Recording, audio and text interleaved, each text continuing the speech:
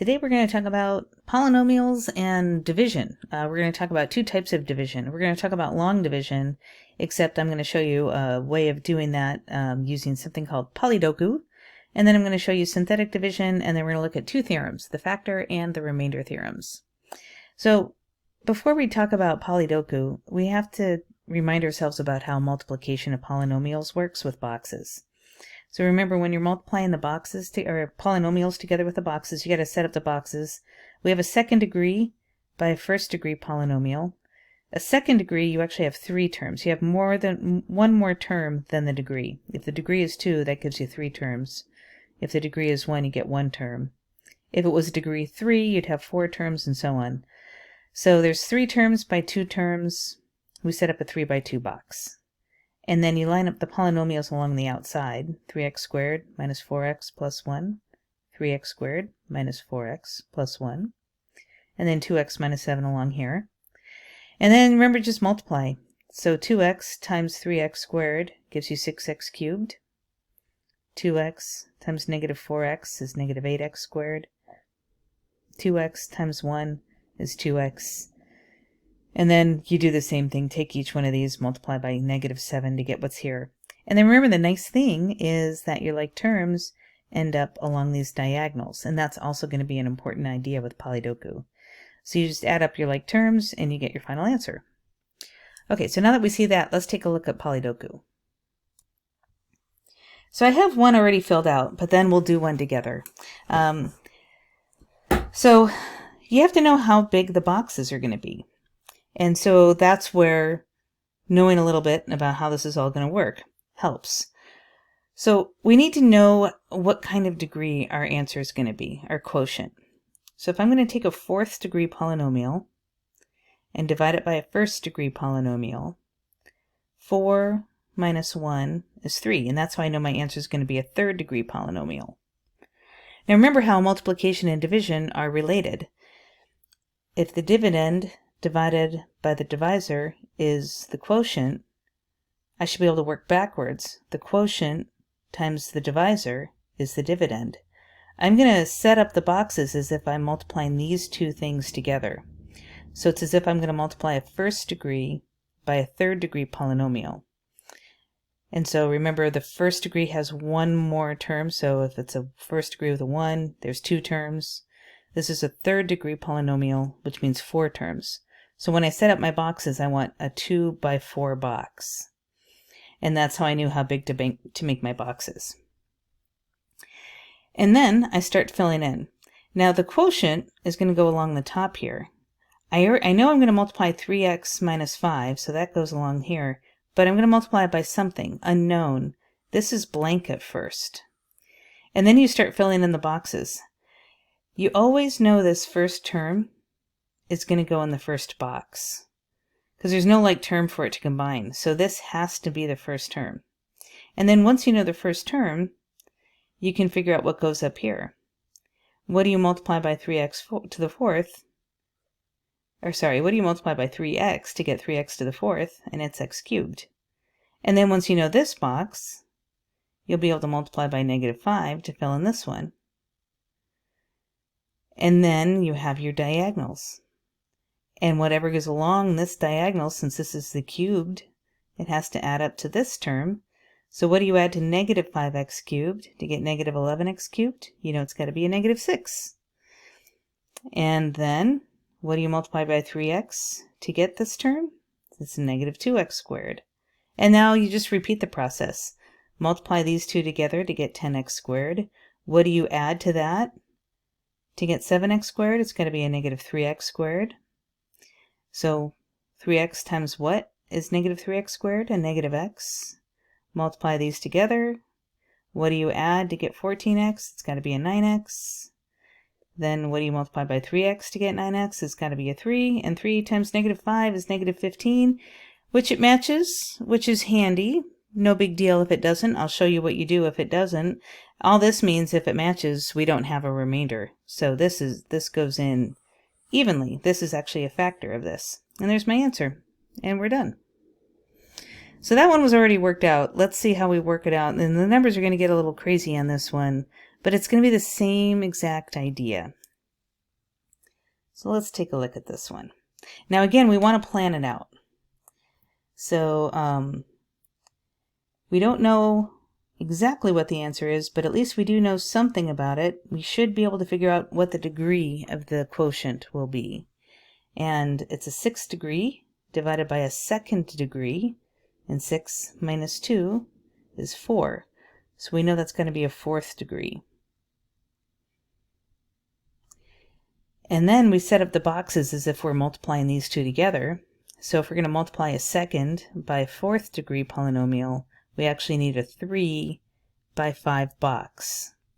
So now that's what I'm going to do, is set up my 3 by 5 box. And like I said, I know the numbers are going to get kind of crazy on this one, so I'm going to make my boxes a little wider than normal. So there's 3, 4, 5 columns. And I'm going to make 3 rows. So again, I know how big to make the boxes, because since I'm dividing a 6 by 2 degree polynomial, the answer is going to be 4. So if I'm multiplying a 2 by 4, that means a 3 by 5 box. Okay, now let's see what we can fill in. So I'm going to put the divisor along one side. I don't know what to put here because that's my quotient that I'm going to put there. So we'll figure that out. But I do know that my first term has to go in the first box. So at least I have that starting point.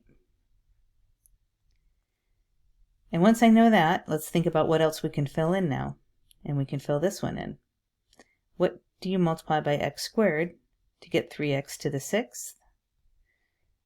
It's 3x to the 4th. And once we know this one, now we can multiply by these two to fill in these two boxes. So we're going to have negative 21x to the 5th and 3x to the 4th. And now we have, well, let me use a different color. Now we have a diagonal. Now this is a weird thing though. Wait a minute. This is x to the 5th, but I don't even have an x to the 5th term up here. How do I know what to put here if I don't even have an x to the 5th? And well, that's easy actually. It means that they canceled out somehow, so you need a 21x to the 5th to cancel out with this negative 21x to the 5th. That's all. And then once we know this box, what do we multiply by x squared to get that? And we know it's going to be 21x cubed. And then we multiply. Now the numbers are going to start getting big. We're going to multiply this by this. So we're going to get negative 147x to the 4th. And then we're going to multiply 21x cubed by 1 and get 21x cubed. And now we have a pretty big diagonal. This diagonal right here, all 3 boxes are going to have to add up to the negative 4x to the 4th. So let's think about this. We add these two together. That's going to be negative 144. I want a negative 4. So I'm going to need a positive 140x to the 4th. And when the numbers get this big, honestly, it's okay if you use a calculator. But try not to as much as you can. I'm probably going to pull out a calculator at one point in this problem. So then up here is going to have to be a 140x squared. And then I multiply again. Negative 140x squared by negative 7x is negative 980x squared. And then I have 140x, oops, that's x cubed, sorry. And that's x squared. What color? And then this diagonal will add up to 2x cubed. So I'm definitely going to pull out a calculator at this point. I don't want to make a silly mistake. So 21 plus negative 980 is negative 959. So I'm going to need a positive 961x x cubed to make sure that I can get a positive 2x cubed. So that means then that up here it's going to have to be a 961x. So 961 times negative 7 is going to be negative 6727, and then I'll have x squared and 961x. So remember again, to get these, I'm just doing 961x times negative 7x and 961x times 1 to get there. And then I have this diagonal, but I have the same kind of thing I had before with the x to the 5th. I don't have an x squared term up here, so I need these to cancel out to make 0. So 140 minus 6727 is negative 6587, so I need a positive 6587 x squared. That'll cancel it out. So that means 6587 up there, and 6587 times a negative 7x is going to be negative 46109 x, and then finally I can get that last box. 6587 times 1 is 6587, but no, wait a minute. Something seems a little weird here, because aren't these two boxes supposed to add up to negative x? And I may not be able to do this in my head super quickly, but I can look at these two numbers and see that they do not add up to negative x. And this number here is supposed to be a 1. Oh man, what did we do wrong? And the answer is we didn't do anything wrong. It just means we have a remainder. So what you do is you continue on as if you have another column. So let's pretend that this column continued. And we want these to add up to a negative 1x. So let's see what we need to combine with these two terms to get a negative 1x. So 961 minus 46109. I can see that answer. I want it to be a negative 1x. So I am going to need a positive 45147x that will add up and give me my answer of negative 1. And then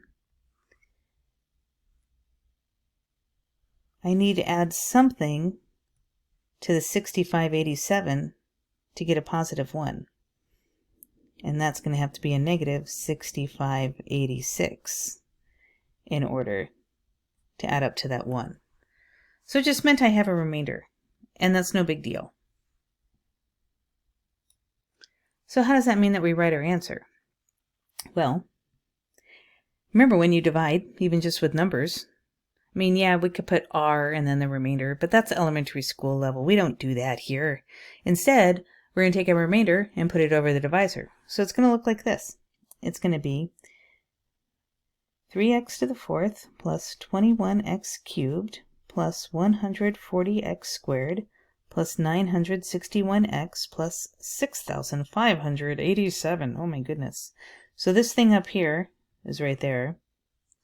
And then our divisor, or sorry, our remainder is 45,147x minus 6586, but we just put that over the divisor.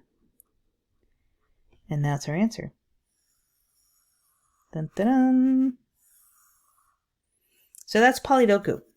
So the numbers can get kind of big, but honestly, if you weren't using Polydoku and the numbers were getting big, this thing would be a nightmare. Polydoku is a nice way to keep all your stuff organized. So just a quick recap before I give you one to try on your own. Again, what we did, we knew we were dividing a 6th degree by a 2nd degree polynomial, so our answer was going to be 4th degree.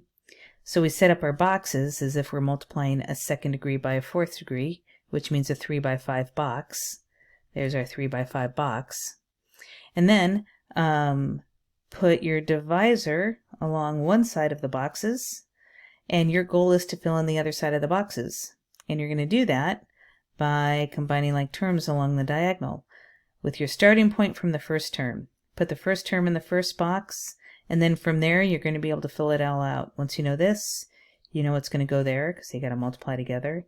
Then you can multiply this one by these two, and then it just all starts to fill in itself. And remember, at the end, if the numbers aren't adding to what you have, that's okay. That just means continue on outside of the boxes, and whatever's left outside, he's your remainder. Okay. So here's one to try on your own, but I want to set it up with you really quickly because there's a little trick to this one. Not a big trick, but just a little tiny trick. So again, if we look at this, we're taking a 5th degree divided by a 2nd degree polynomial, and 5 minus 2 is 3, so we know the answer is going to be a 3rd degree. And we're going to set up our boxes as if we're multiplying a 3rd by a 2nd degree, so that means a 3 by 4 box. And you must set up the 3 by 4 box. So 1, 2, 3, there's my 4 columns. Oh, these boxes are sloppy. There's my 3 rows. And the only trick, you probably could have figured this out, but I just wanted to make sure you got it. When we're going to fill in our divisor along the side, we set up 3 rows, but there's only 2 terms, but that's because there was a missing term, and you do want to account for that. If you don't account for that, what's going to happen is your like terms aren't going to appear along the diagonal, and then this won't work. So just make sure you put in a missing 0 if you got it. All right, so what I want you guys to do right now is go ahead and pause the video and try this on your own and see if you guys can get the same answer. So pause the video and then I'll reveal the answer. All right, and here's what you should have gotten when you did Polydoku. I always like to fill in when I'm filling in this row whenever I'm multiplying by 0, rather than just putting a 0. I like to, x cubed times x is x to the 4th. I like to fill those in. It just helps me keep the visual of all the like terms. But again, going along the diagonals, this has to add up to that. This diagonal has to add up to this. This diagonal has to add up to that. This diagonal has to add up to 0 because there is no x squared term. But this diagonal has to add up to that. I had to go outside of the boxes. I had to think outside the box. And then finally this has to add up to that. And then the way we write our final answer, remember, is going to be 2x cubed minus 7x squared plus 13x minus 35. Along the top of the boxes is your quotient. And then we have a remainder, which is the stuff hanging outside the boxes, over the divisor. Dun, dun, dun. Long division is kind of sucky no matter what, so definitely these are the worst problems. But luckily, most of your homework is going to be over synthetic division, which is much nicer. So let's look at how synthetic division works. All right, so here we go. We got an example here. The one bad thing, because you may be going, well, synthetic division is so much better than long division or Polydoku. Why don't we just always use that? And there is a drawback. Synthetic division can only be used when the divisor is of the form x minus k. So if we look at these 3 Polydoku problems I gave you, there is a way, technically this isn't x minus k, but there is kind of a sneaky way to use this, but only if this was a factor, which it happens to be here. I'll show you an example like that later. But even this is not x minus k, so really we couldn't use synthetic division here. But this is definitely not of the form x minus k. It's not even linear. We can't. There's no way we can use synthetic division here. And same thing, this is not linear. There's no way we can use synthetic division. But this is, so we can. So here's how synthetic division works. And if I had time to show you why it works, it'd be really easy to see. Like if you did a whole bunch of things that you can use synthetic division with, but use Polydoku instead, you would see there's a nice pattern that happens with Polydoku. So basically what synthetic division is it just strips away all the letters and leaves you with only the numbers. And it's a shortcut. So here's what you do. You look at your dividend and you're going to write down all the coefficients. But you have to be careful and make sure that no term is missing, because if it is, you need a placeholder of 0. So start with the biggest exponent and start counting down. 5, 4, 3, 2. There is no x term. So I have a missing term. I'm going to have to put a 0 in. So I just list the coefficients. 4, -7, 2, -1, 0, 7. Again, don't forget about that placeholder for the missing x term. So 4, -7, 2, -1, 0, 7. And then this right here is your factor. You're going to put, so it's x minus k. That means k is 2 in this case. And k is this number that you put out to the side. I've seen this formatted different ways. I've seen the 2 formatted there. I've seen it done over here. It really doesn't matter. It's just kind of there as a visual. So basically think about whatever's going to make your divisor equal 0. That's what number you put here. So 2 will make this equal 0. That's what you put there. So then how does this work? Well, if you're taking notes while I'm doing stuff, I would encourage you to put your pencil down and just watch what I do. It's not complicated, but if you're trying to copy while I'm doing it, you're going to miss the pattern, and then you can just pause the video and write down what I wrote. So put your pencil down and just watch. It's not that hard, but I just want you to make sure you catch the pattern. Okay, once you set it up, you put all the coefficients down, and whatever makes your divisor equal 0, that's what you put out to the side here. And it's all about multiply, add, multiply, add, multiply, add. And you just keep that process. You always start by bringing down that first term. And then we start the pattern. So you multiply 4 times 2, and you get 8. And then you add straight down. -7 plus 8 is 1. And then we do it again. 1 times 2 is 2. And then you add straight down, and you get 4. And then you multiply again. 4 times 2 is 8. And then you add straight down, and you get 7. And then you multiply again. 7 times 2 is 14. And then you add straight down, and you get 14. And then you do it again. 14 times 2 is 28. And then you add straight down, and you get 35. And believe it or not, we have our answer. So if you listen to me and put your pencil down, you can go ahead and pause the video and quickly just write all that stuff down. But now I'm going to show you how you interpret this as your answer. The last number, that's your remainder.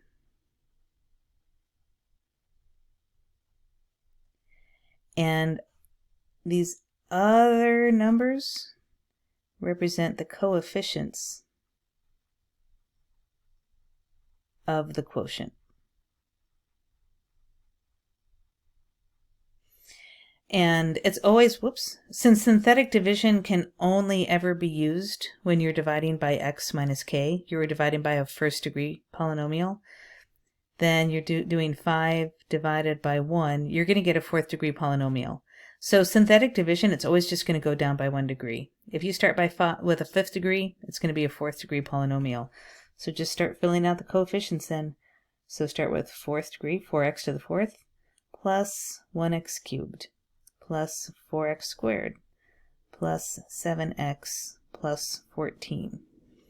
So again, these numbers become the coefficients of your quotient. And we had a remainder that goes over the divisor. And then that's it. There's your answer. Oh my God, so much nicer than Polydoku, isn't it? All right, I'm going to go ahead and give you the next one you can see at the bottom of the screen right now, but I'll go ahead and scroll up here. You guys try this one out on your own, and then I'll show you how to do it.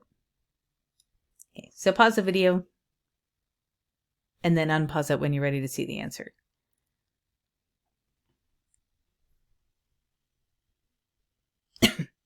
All right, I'm going to go ahead and show it to you now. The answer, I mean, this is just so quick and easy. Well, we'll just do all the work together. So again, I'm just going to double check, make sure I don't have anything missing. I start with 5. I already am missing a 4th degree. 3, 2, 1, 0. So I know I do need that. I have 5, whoops, not 5. My first coefficient is 3, and then 0, -4, -10, 1, 3. And what makes this equal 0 is a -1. So let's go ahead and do it now. Bring down the first coefficient and then multiply, add, multiply, add, multiply, add, multiply, add, multiply, add. And it's very easy to make silly mistakes when you're doing this. So let's just do a quick double check to make sure we didn't make any silly mistakes. Bring down the 3. And then 3 times -1 is -3. Add straight down. -3 times -1 is +3. Add straight down. -1 times -1 is +1. Add straight down. -9 times -1 is +9. Add straight down. 10 times -1 is -10. And add straight down. And then remember, since we're starting with a 5th degree polynomial, I know my answer is going to be a 3rd degree polynomial. Not a 3rd degree, a 4th degree polynomial. So many 3's in this problem. So this first set of numbers, these represent your coefficients for the quotient. That last number is your remainder that you put over your divisor. All right, so for the rest of this stuff is all going to be different ways we can use synthetic division. So you're going to have some homework problems that might say this, and it's really asking you to do the same thing. It's just kind of in disguise. So what's going on here? They're really asking you to go ahead and do synthetic division still. And it's going to make more sense if I just, kind of work it out. So we're going to take this. This is what we're going to divide. And we're going to divide it by x minus k, but they're telling us k is -5. So I'm going to set it up. Let's just double check and make sure we don't have anything missing. 3, 2, 1, 0. I don't need any placeholders on this one. So 1, 2, -5, -4. And actually, I'm going to redo this. Oftentimes when you have radicals, you're going to want to space out your numbers a little bit more. You'll see why in a second. So -√5. That doesn't look good. Let's fix that. There we go. Okay, so even though it's a square root, we're going to go ahead and do it the same exact way. Bring down that first coefficient, and then you multiply. So 1 times -√5 is -√5. But when you add, you're going to have 2 minus √5. And then we multiply. Then we're going to have to distribute when we multiply. This -√5 is going to have to multiply by both terms. So you're going to have -2√5. And then a -√5 times a -√5 is a +5. And then we add straight down. The -5 and +5 will cancel out, so that's nice. So we're going to have -2√5. And then we go ahead and multiply. And -2√5 times -√5, well, the negative times negative is positive. 5 times 5, or sorry, √5 times √5 is 5. Times 2 is going to be 10. And then we add straight down and we get a 6. Oh, so these are a little ugly, but this is how we're going to do it. So if we think about it, what have we actually done? What we've actually done is we did x cubed plus 2x squared minus 5x minus 4. And actually, I'm going to write it this way. We can write division as a quotient like this, as a fraction. We took that and we divided it by x plus root 5. And we got something kind of ugly.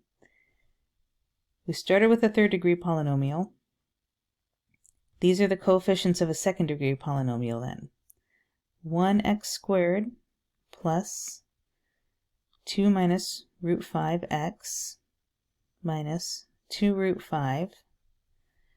And then we have 6 over x plus root 5. So we divided. We got a quotient plus our remainder over a divisor. But what is this stuff that they're talking about there? Well, here's what they're talking about. If I multiply both sides of this equation by x plus root 5, by x minus k, look what will happen. First of all, when it distributes in the first fraction, the denominator just cancels out with that. So I'm left with x cubed plus 2x squared. I'm just going to move this down a little bit, space it out. X cubed plus 2x squared minus 5x minus 4. And then I distribute. This has to multiply by all of this, and then it will multiply by this fraction. So it's going to multiply by all of that. I'm going to have x plus root 5 multiply by x squared plus 2 minus root 5x minus 2 root 5. And then when it multiplies here, again the denominator cancels out and I'm just left with 6. But that's basically what we have now. This part right here was our original f of x. So we've done it now. We actually have what they wanted. This is what they were looking for. We rewrote the original polynomial as x minus k times the quotient plus the remainder. X minus k times the quotient plus the remainder. So when you get to the group of problems in the homework that has these directions, you actually don't have to do this step right here. So this step that I'm highlighting in yellow, this just shows you where it comes from. But you can skip this step because they've given you the form right here. So you still do your synthetic division, and they're not always going to give you roots. They'll give you nice numbers too. But then just fill this in. Okay, x minus k, but they tell you what k is. So it's x minus negative root 5, x plus root 5. And then you put your quotient, which is right here. These are the coefficients for the quotient. And then add the remainder, which is that last number. So they give you the form right there. But that's what they're talking about. So there's one kind of problem. Still synthetic division. So let's talk about these theorems, the last two things now.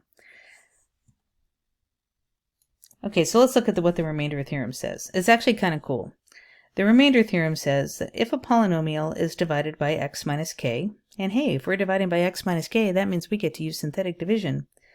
The remainder is r equals f of k. So what is this really saying? Well, take a look at this problem. If I take this polynomial, and let's see here, f of k, f of 1, so it looks like k would be 1. So if I take this polynomial and divide it by x minus 1, the remainder is what I would get is if I just plugged in a 1. Let's see what it's saying. So again, it's just going to be synthetic division. We'll call this part A, and we'll call this part B. So part A. I'm going to go ahead and set up my coefficients, but let's see if we have anything missing. 6, oh, no 5th degree, 4, no 3rd degree, 2, no 1st degree, 1. Wow, we have a lot of missing coefficients. So 2, 0, negative 1, 0, 1, 0, negative 1. And we're going to do synthetic division with a 1. So we Bring down the first coefficient and then multiply, add, multiply, add, multiply, add, multiply, add, multiply, add, multiply, add, and guess what? This last number, my remainder, this tells me that f of 1 is equal to 1. It's sometimes called synthetic substitution because it's a quick way of doing substitution. Now this is just a 1, so it's not that bad, but we could quickly check it. Imagine if all of these x's were a 1, it would just become 2 minus 1 plus 1 minus 1, which is 1. So it wouldn't have been hard to plug in a 1. Let's do it now with 2. And if you want, go ahead and pause the video, try it on your own. But I'm going to work it out now. So part B. This time we're going to be plugging in a negative 2. So again, I'm going to set up my coefficients. 2, 0, negative 1, 0, 1, 0, negative 1. Bring down that first coefficient and then multiply by negative 2, add. Multiply by negative 2, add. Multiply by negative 2, add. Multiply by negative 2, add. Multiply by negative 2, add. And multiply by negative 2, and add. See how much easier it was? That means f of negative 2 is 115. And if you don't believe it, try it out. Try plugging it into a calculator. See what 2 times negative 2 to the 6th minus negative 2 to the 4th plus negative 2 squared minus 1 is, and you should get 115. So the remainder theorem is just there to help us do a quick way of doing substitution. A quick way to plug in values into a polynomial. Kind of nice. All right, our last one is the factor theorem. So let's see what the factor theorem says. It says a polynomial f of x has a factor x minus k if f of k equals 0. Well, remember, according to the remainder theorem, f of k is the remainder. So if f of k is 0, the remainder is 0, and if the remainder is 0, of course we have a factor. That's by definition what a factor is. So how is this going to help us? Okay, it says use synthetic division, and I took these directions, by the way, right from one of your homework problems, so you can get an idea of what the heck it's asking for. So use synthetic division to show x is a 0 of the third degree polynomial equation, and use the result to factor the polynomial completely, list all the real zeros of the function. Okay, let's take this one at a time. So the first part says use synthetic division to show x is a 0 of the third degree polynomial equation. Let's just start with that. So that means we want a remainder of 0 if it's going to be a 0. And so let's just do synthetic substitution with it. This time we're going to use 2/3. And I don't need any placeholders, so I'm just going to go ahead and write these. And you may be groaning right now about, oh my god, we have to use a fraction. But the good news is that if you have any fractions, as you're doing this whole process here, if you're looking for 0 at the end, this is only true if you're looking for 0 at the end, which we are. You should be getting whole numbers all the way along in order for this to work.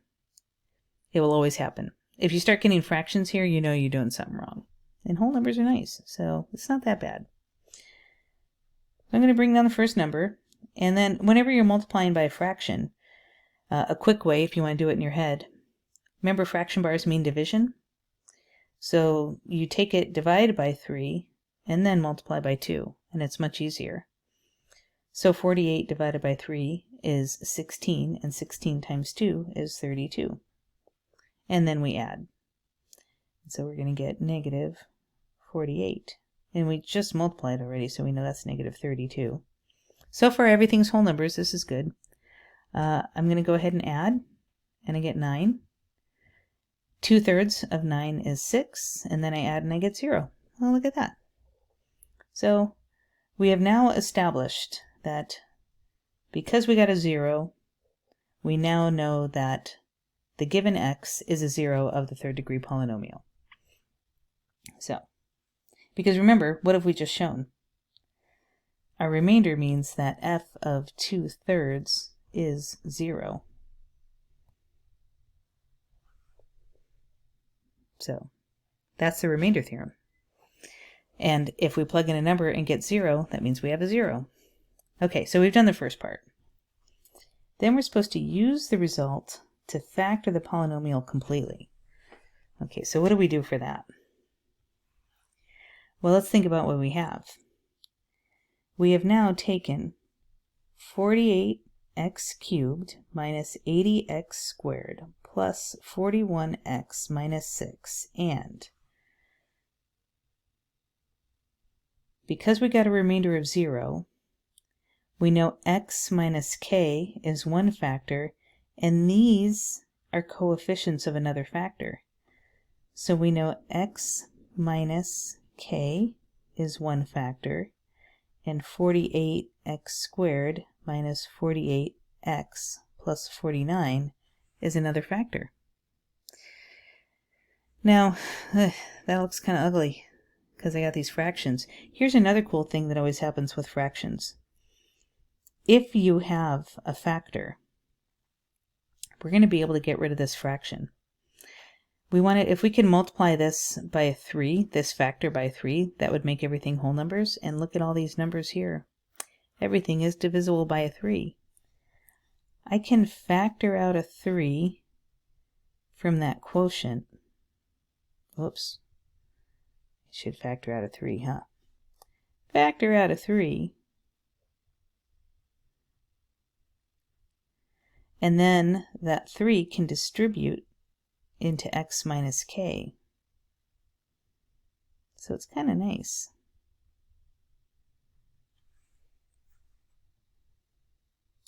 Now, the directions do say factor completely, so we should see if this quadratic factors anymore. So let's do that x. So remember the way the x works, a times c at the top, and b at the bottom. We want two numbers to add up to the top, or multiply to the top and add up to the bottom. Looks like -12 and -4 will work. And then we divide them by a, which is 16. Simplify if you can, and these both simplify. And then you read it from down under. The denominator goes with x. 4x minus 3, 4x minus 1. 4x minus 3. Actually, let me bring this down first. And then 4x minus 3, 4x plus 1. And so now we have fully factored the polynomial. And then once we have that, remember that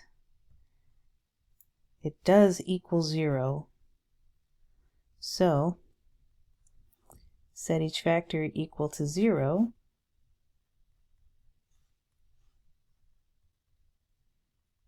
And solve. And you get x equals 2/3, x equals 3/4, and I'm not sure why I put a plus 1 there. That shouldn't be a plus 1. My bad. That should be a minus. And again, remember it was 4x minus 1. There was a negative right there. So that should have been a minus. So this is x equals 1/4. And these are the zeros. And that's your answer there. So that last part, list all the zeros. We did it right here. So when you get to this set, use synthetic division to show that this given x is a 0. Just use synthetic division, you should get 0 at the end. And then remember you have x minus k, where that's your k as one factor, and these are your coefficients of the other one, and then just keep factoring to factor completely, and then you can use the factors to find the zeros. Yay! All right, so that is the end. Have fun with the homework. Bye.